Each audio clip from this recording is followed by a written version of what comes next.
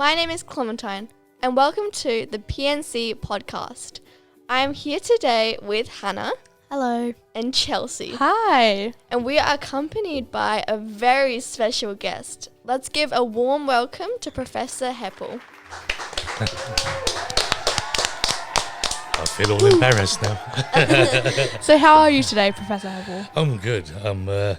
It's a lovely school to visit, so I'm just scampering around enjoying it all, really. So Yeah. You're very lucky. Yeah. What's your favourite part of this school and why? What is you guys, really? It's really nice to come to a school where I've been saying quite difficult things during the morning about how to make the room better and how to make your brains work, and everybody I've spoken to is like, oh yeah, we could try that. We went out into the garden, and usually people just say, well, here's the garden, but we were rushing around looking at the different plants, thinking how rotary impacts on your memory, and I just feel like I'm in a lovely school. So you're my favourite bit. Oh, thank you. Is there anything that stood out about our school at all?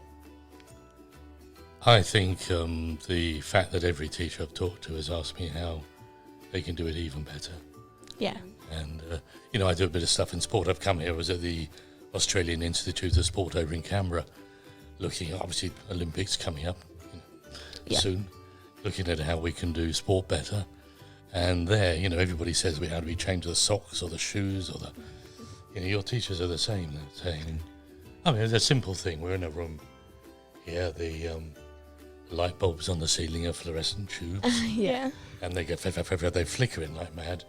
We can't see that, but they are flickering. Yeah. Yeah. And the minute you put an LED in there, the light stops flickering, your teachers stop getting headaches. Yeah. But the quality of the light goes up and your brains are hardwired, and you suddenly your eyes are blinking and you're sharp. Yeah. And all we've done is change a light bulb, so it's every detail matters, every detail. Yes. Okay, so I've heard that you are recognised as one of the most influential academics in the field of technology and education globally. So tell us a little bit about that. Well, it's nice, really. So when I was, I've been a professor for 31 years. I'm really old, Yeah. 100 years old. But when it started, I was doing some really interesting stuff with technology. Yeah. We'd used the first mobile phones. This was before the internet.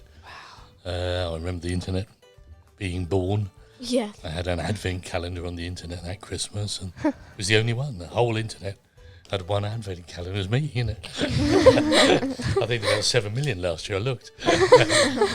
So it was pretty exciting to be at the beginning of all that. And I think because I was in at the beginning, people trusted me to make sort of good decisions, and I was lucky enough to be right, And so, it's a good feeling. Now, if you say things to people, they say, okay, let's do it, Yeah. So no more mucking around, it's great, it's good. But I don't recognise myself. Well, what did you say the most there? Wow, it sounded good.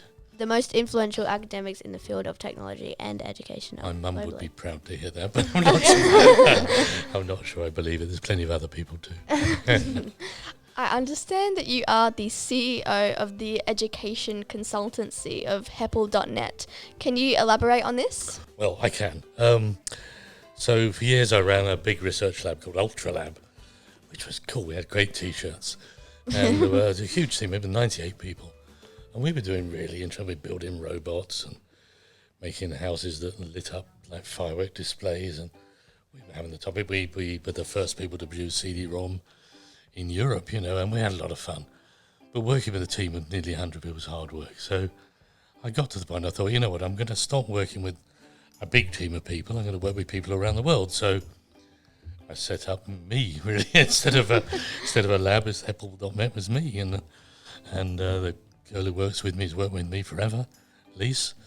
And together we run all these projects. So everywhere in the world, we've got people we work with, like the staff here, like people in the British Olympic team. And, So how many people have you worked with before, leaving, and you've gone around the world? How many people? So I'm probably working with more people now. Yeah.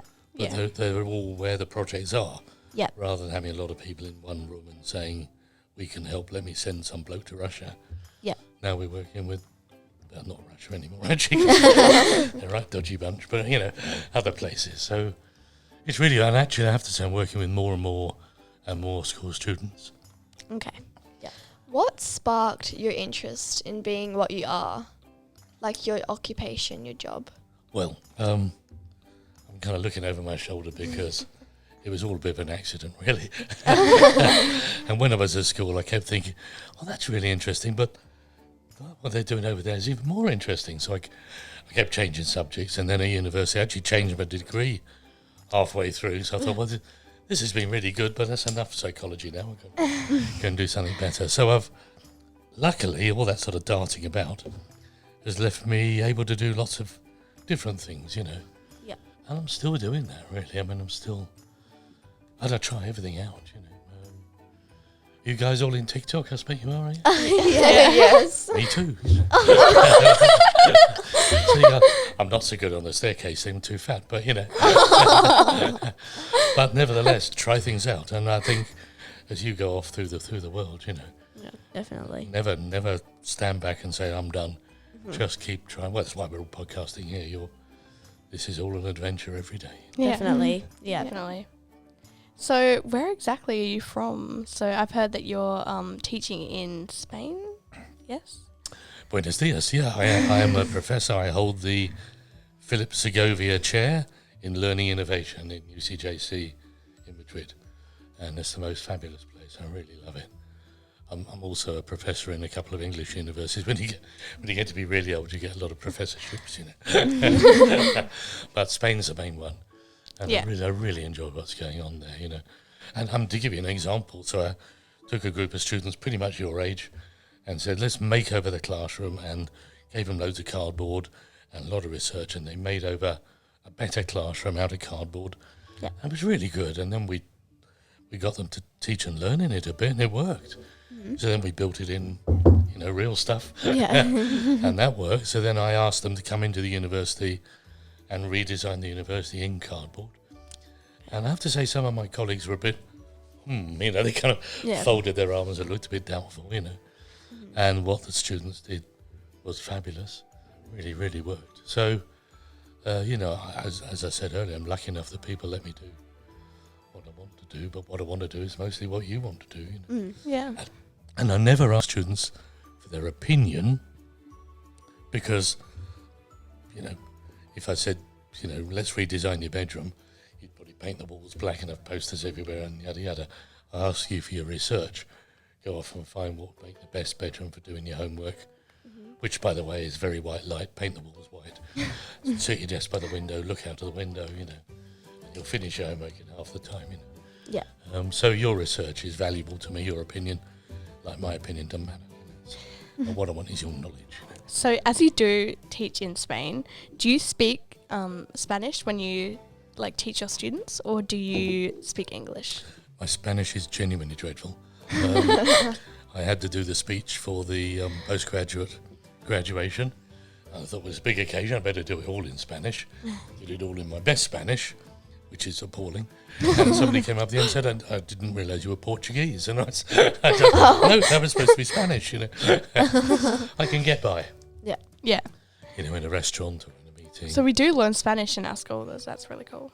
Yes. It's the second most important language in the world. Yes. Yes. It is Yes, very yes, big. yes. It is a huge language. I think English, Spanish enjoyable. and Mandarin, and Mandarin's flipping hard, whereas Spanish is huge, and whole of South America.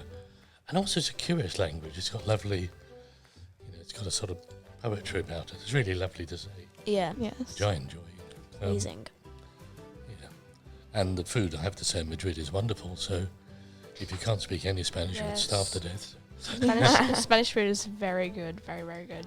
What is your favourite Spanish food?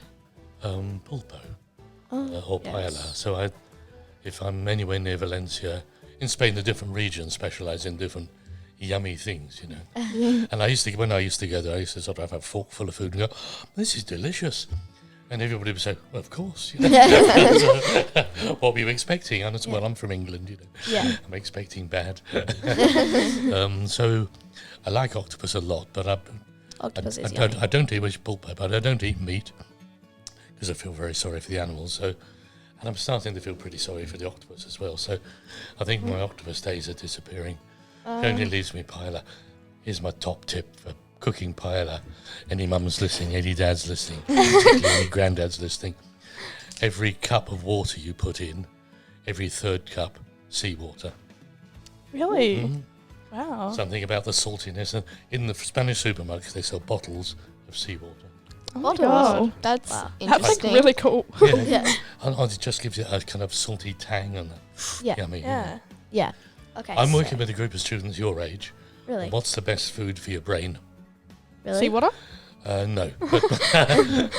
But it turns out to be things like turmeric and olive oil and kimchi. There's a whole lot of things. If you had an exam tomorrow, you had an exam next week, we know what food to eat to make you really sharp. Yeah. And it turns out everything matters, But if you have a big bowl of porridge before you go in, and then your stomach will be so busy digesting the porridge, there's no blood left to go to your brain, So you sit there with it like your stomach's rumbling, but your brain isn't. We So yeah, everything matters, we heard that you actually have a brain food recipe book. I do have a brain food recipe book, and I'm leaving a copy of the PDF here. Wow. And the girls who wrote the book are pretty much exactly your age, yeah. Wow. And they've had a lot of fun, and they've been telling their mums and dads or whoever looks after them, they've been saying, this is the kind of stuff we want to eat. And they hadn't been very keen on well-being. They were eating just, about 80% of Spanish school students don't have breakfast. Ooh. So they're like strict, because they eat very late. Yeah. So they're eating at sort of 9:30, 10. And then in the morning they get up and go to school. So, but that's really bad for you for Yeah. exams. You must have, even if you eat the wrong food, it's better to eat the wrong food than no food. Yeah. So we're trying to get them to have breakfast. And they're saying, like, this is the stuff that makes us brainy, And it does. So So- I'll leave you that book and you can share it around everybody, really. So what countries have you visited? Oh, gosh, everywhere. South America, Saudi Arabia at the moment. Just off to work in Pakistan. Imagine for a minute you're a student in Kashmir, so you've got there's 25 million of you not going to school at all. Ooh. No school, really? because there aren't any. No teachers. We're trying to help them teach each other. Yeah. Okay. You can That's teach interesting. each other pretty good, couldn't you? Yeah. Yeah. Yeah, so can they. Depends on what subject. Yeah, it really does. Yeah. I have nothing else to say. No other questions. Well, let me ask you a couple while we're here, because All right, it's this is you're genuinely lucky, you guys, to be in this school. Yes. Very special Very, school. very. Yeah. We're lucky to have you visiting. This is huge. Well, I'm only Yeah. visiting because it's so Very. fab, So it's, I think it's a circle, But if you could tweak one thing, what would you change? What would you, would you like to come into school maybe 7 o'clock in the morning, go home at lunchtime, or would you like to work through the weekend for 3 weeks and then have a week off every third week? What Maybe would like you- less days of school. Like instead of 5, maybe like 4. So you get like a day off in the middle of the week. So like Wednesday you get off as well. So you get like that rest.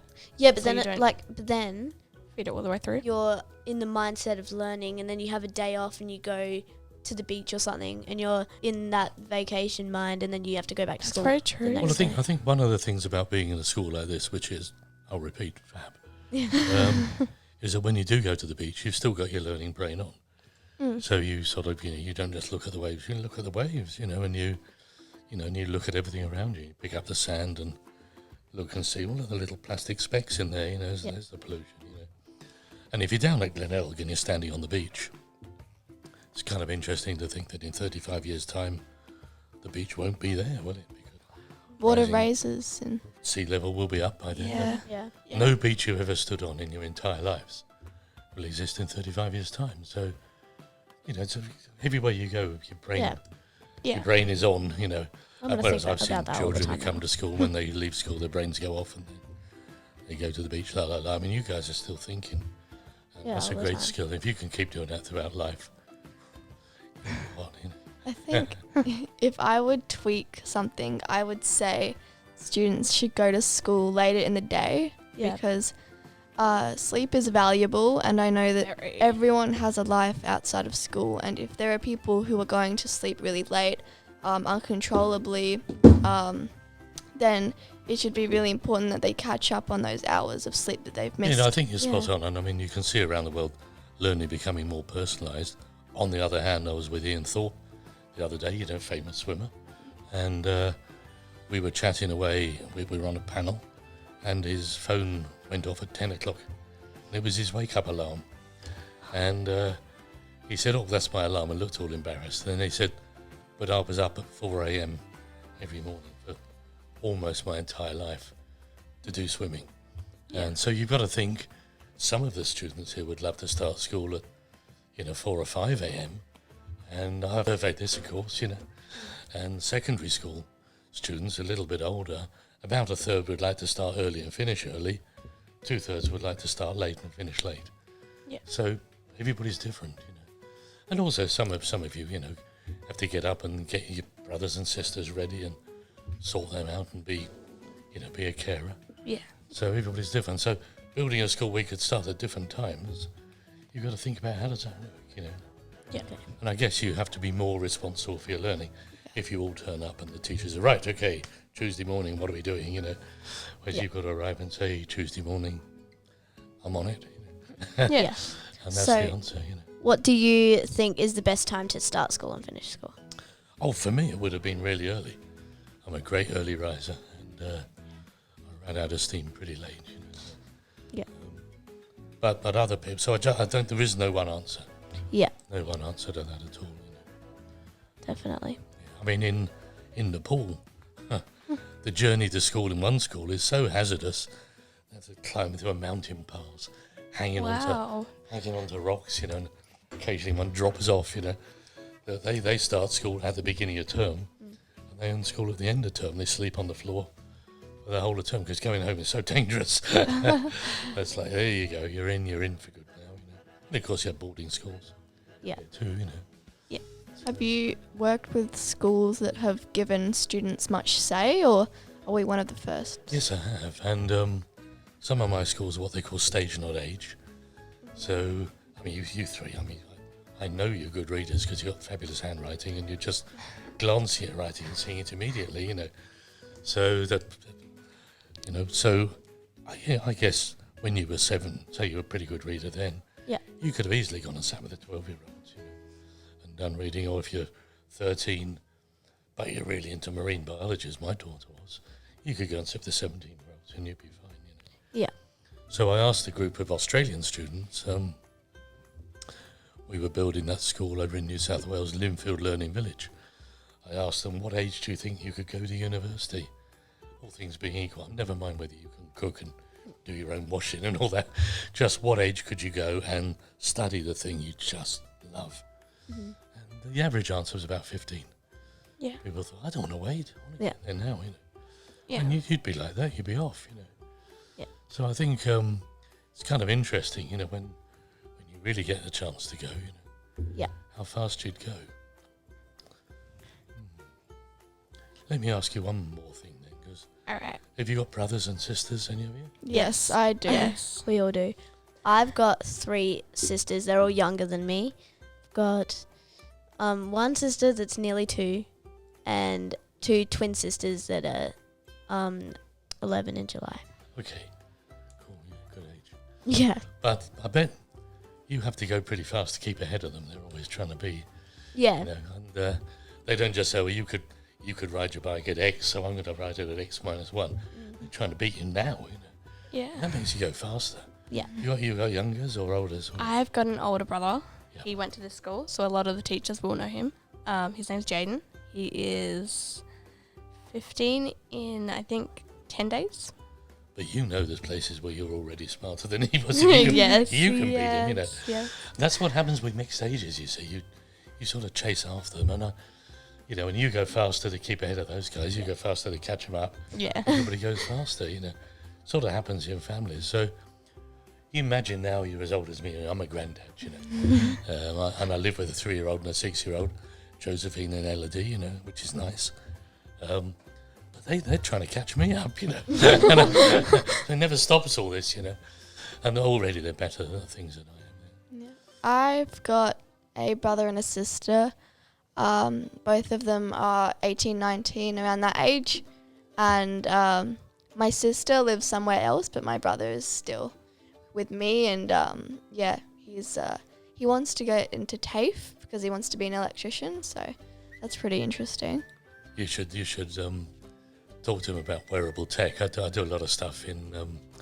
You do maker stuff here, don't you? And Yeah. Yes. STEM and so on. Yeah. So a lot League. of my maker students do wearable tech. So you put LEDs into your clothes and into your hair. And really good thing is you take a black bin liner and you kind of hot knife it into the shape of a pair of wings and you just hang it on your back. And you have a little electric pump in your pocket and you walk into a party or somewhere, flick it on, your wings inflate, There's like boys at an entrance, It's pretty good in assembly too. So wearable tech you can have a lot of fun with, Yeah. Anyway, look, we ought to stop because nobody will be left alive listening to this. We'll all be graduated and gone. I've loved your questions. Thanks for all that. That's Yes. Well, thank you so much for joining us. It's really big, and you're Yes. such a great and genuine person, and it was just lovely to interview you, lovely to hear what you've had to say. Well, Your life is very interesting and it's very nice Yes. to hear about. and all that's happening in my life is just keep on learning and keep Yeah. on doing that. You'll have all the fun I've had. I'm having. Thank you. That's all right. Well, thank you guys for being in the podcast. Thank you, Professor Heppell. We'll wrap it up now, and we'll see everyone next time. Bye. Bye. Bye.